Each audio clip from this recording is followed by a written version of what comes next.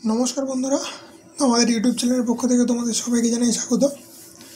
আজ আমি তোমাদের সঙ্গে কথা বলবো পশ্চিমবঙ্গ থেকে বের হওয়া একটা গুরুত্বপূর্ণ সরকারি চাকরির বিজ্ঞপ্তি নিয়ে, যেখানে তোমরা কিন্তু ন্যূনতম 12 পাস করে আবেদন করতে পারছো এবং ছেলে মেয়ে উভয়ই আবেদন করতে পারছো।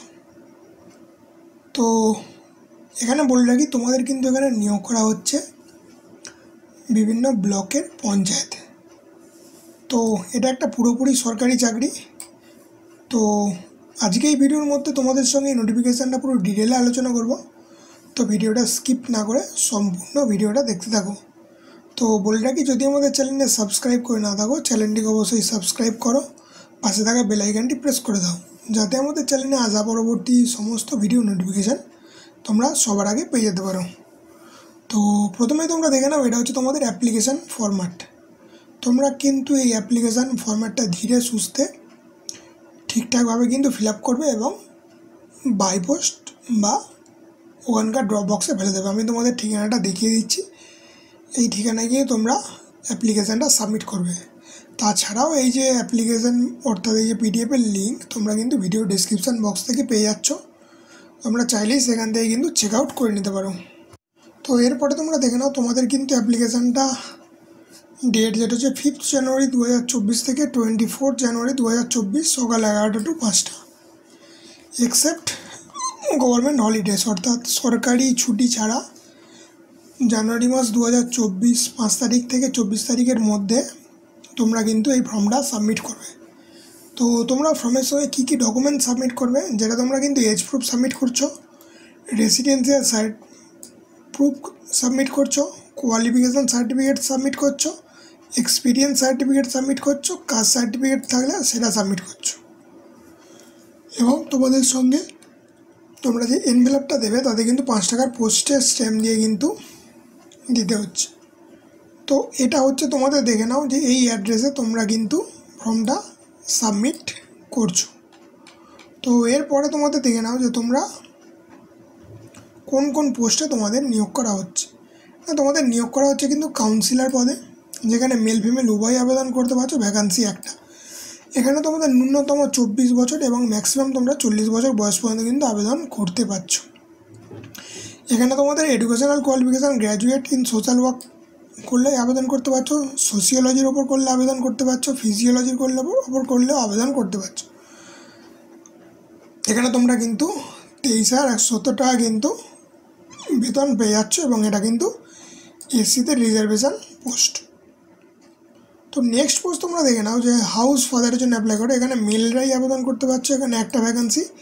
21 থেকে 40 বছর যারা আছে তারা আবেদন করতে পারছো। এখানে কিন্তু এইচএস পাস বা তার সমতুল্য পাস করলেই কিন্তু তোমরা এখানে আবেদন করতে পারছো, এবং আদার প্রেফার্ড কোয়ালিফিকেশান অর্থাৎ তোমরা যদি অ্যাটলিস্ট 3 বছরের চাইল্ড কেয়ার প্রোগ্রামের এক্সপিরিয়েন্স থাকে তাহলে তোমরা একটু বেশি প্রেফারেন্স পেয়ে যাচ্ছ। আবারও বলে রাখি, তোমাদের যদি এক্সপিরিয়েন্স না থাকে তোমরা কিন্তু তাও আবেদন করতে পারছো। তো এখানে তোমরা কিন্তু 14,564 টাকা কিন্তু বেতন পেয়ে যাচ্ছ, আর এটা এসটিদের জন্য রিজার্ভ।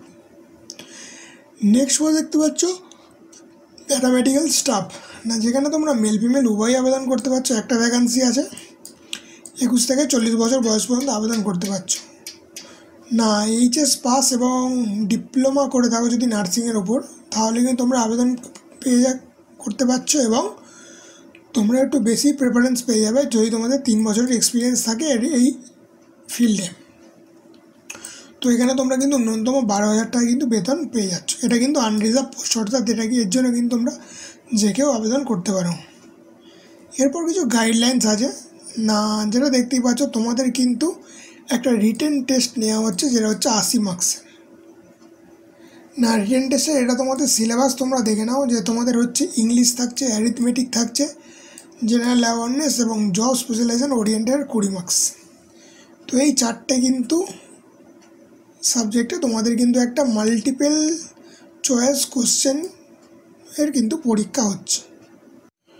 তো এখানে তোমাদের বলে রাখি, তোমাদের কিন্তু রিটেন টেস্টের পরে একটা কম্পিউটার টেস্ট হবে, যেটা হচ্ছে 10 মার্কসের।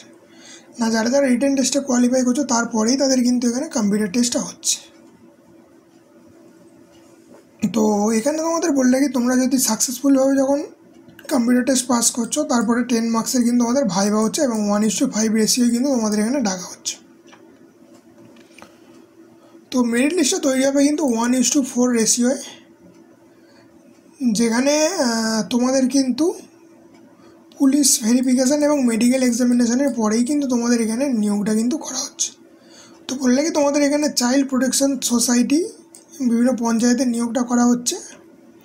এবং বলে রাখি তোমাদের যে ট্রাভেলিং অ্যালাউন্স বা ডিয়ারনেস অ্যালাউন্স, এটা হচ্ছে তোমাদের রিটেন এক্সামিনেশানে তোমরা যদি অ্যাপেয়ার করো বা কম্পিউটার এক্সামিনেশানে তোমরা অ্যাপেয়ার করো বা ভাইভাতে এক্সামিনেশানতে অ্যাপেয়ার করো, তোমাদের কিন্তু এখানে কোনোরকম কোনো ট্রাভেলিং অ্যালাউন্স দেওয়া হচ্ছে না। তো এই ছিল মোটামুটি আজকের ভিডিও।